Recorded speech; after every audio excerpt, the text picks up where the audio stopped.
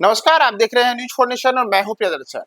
बिहार में 4 सीटों पर हुए विधानसभा के उपचुनाव के परिणाम लालू यादव और तेजस्वी यादव की पार्टी राजद के लिए उनके मनमाफिक नहीं रहे और स्थिति है कि रामगढ़ विधानसभा क्षेत्र जहां पर लालू यादव की प्रतिष्ठा दांव पे लगी हुई थी, उनके बिहार प्रदेश अध्यक्ष जगदानंद सिंह की प्रतिष्ठा दांव पे लगी हुई थी, उस सीट को बचाने में राजद सफल नहीं रही है और यहां राजद के कैंडिडेट की बुरी तरीके से हार हुई है। दरअसल रामगढ़ से राजद की ओर से सुधाकर सिंह विधायक हुआ करते थे, लेकिन बक्सर संसदीय क्षेत्र से लोकसभा चुनाव जीतने के बाद इस बार वहां उपचुनाव हुए और उपचुनाव में सुधाकर के भाई और जगदानंद सिंह के बेटे अजीत सिंह को राजद ने उम्मीदवार बनाया। लेकिन स्थिति रही कि पहले नंबर पर तो छोड़िए, दूसरे नंबर पर तो छोड़िए, अजीत सिंह यहां तीसरे नंबर पर चले गए हैं और यहां मुख्य मुकाबले में कहीं से भी राजद के अजीत सिंह रहे ही नहीं है। दरअसल यहां जो चुनाव आयोग की है, मगर वेबसाइट की बात करें तो चुनाव आयोग के ही आंकड़े बताते हैं कि अजीत कुमार सिंह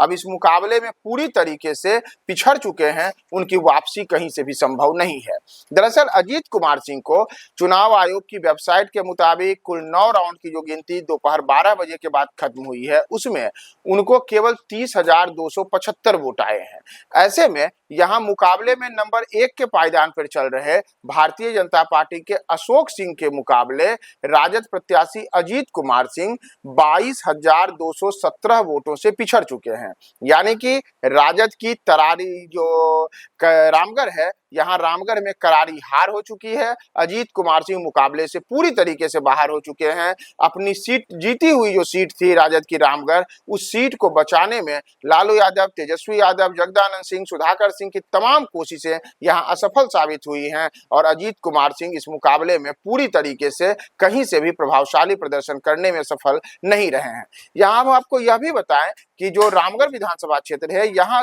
मुकाबले में जो मुख्य प्रत्याशियों के बीच में मुकाबला रहा वह भारतीय जनता पार्टी के अशोक कुमार सिंह और बहुजन समाज पार्टी यानी कि मायावती की गति की पार्टी बसपा के कैंडिडेट सतीश कुमार सिंह यादव के बीच मुकाबला है। और यहाँ अगर हम 9 राउंड की गिनती की बात करें तो उसके बाद भारतीय जनता पार्टी के अशोक कुमार सिंह ने यहाँ पे एक कड़े मुकाबले में सतीश कुमार सिंह को पिछाड़ दिया है और यहाँ पे दोनों के बीच एक कड़ा मुकाबला चल रहा है। हालांकि जो मतगणना केंद्र के पास से हमारे संवाददाता और सूत्रों ने खबर भेजी है, उसकी अगर हम माने तो अशोक कुमार सिंह यहाँ से जीत के लिए जो निर्णायक बढ़त है वह हासिल करने में सफल हो गए हैं। उनके लिए जो चुनाव आयोग की ओर से आधिकारिक घोषणा की जाती है वह घोषणा की जानी ही शेष है। तो रामगढ़ में जहां राजद का यह किला भी दरक गया है, वहीं यहाँ पर मुकाबले में मायावती का हाथी और भाजपा के कमल के बीच में कांटे का मुकाबला देखने को मिला है, जिसमें अजीत कुमार सिंह तो तीसरे नंबर पर चले ही गए हैं और मुख्य मुकाबले में यहाँ भारतीय जनता पार्टी के अशोक कुमार सिंह ने शानदार प्रदर्शन किया है और अपने मुकाबले में उन्होंने बहुजन समाज पार्टी के कैंडिडेट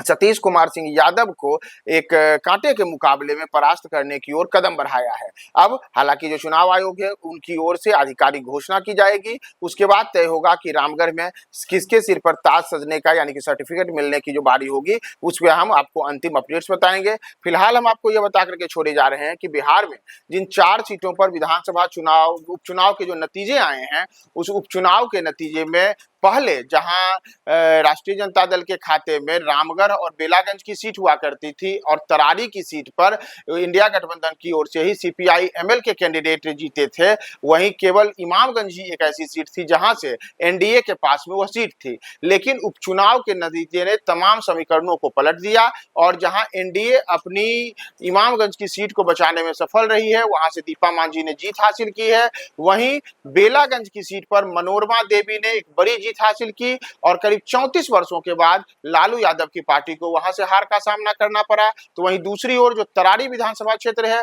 वहां भी भारतीय जनता पार्टी में कुछ महीने पूर्व ही शामिल हुए सुनील पांडे के बेटे विशाल प्रशांत ने वहां भाजपा का कमल खिलाने में सफलता हासिल की है। और दूसरी ओर जो रामगढ़ विधानसभा क्षेत्र है, यहाँ भी राजद कैंडिडेट की बुरी हार हुई है। तो इस पूरे मुकाबले में, विधानसभा उपचुनाव के मुकाबले में, कहीं से भी राजद और साथ ही साथ जो उनके गठबंधन के अन्य सहयोगी दल रहे वह कहीं नहीं टिके हैं और विधानसभा का उपचुनाव तेजस्वी यादव के लिए काफी निराशाजनक प्रदर्शन का वाला साबित हुआ है।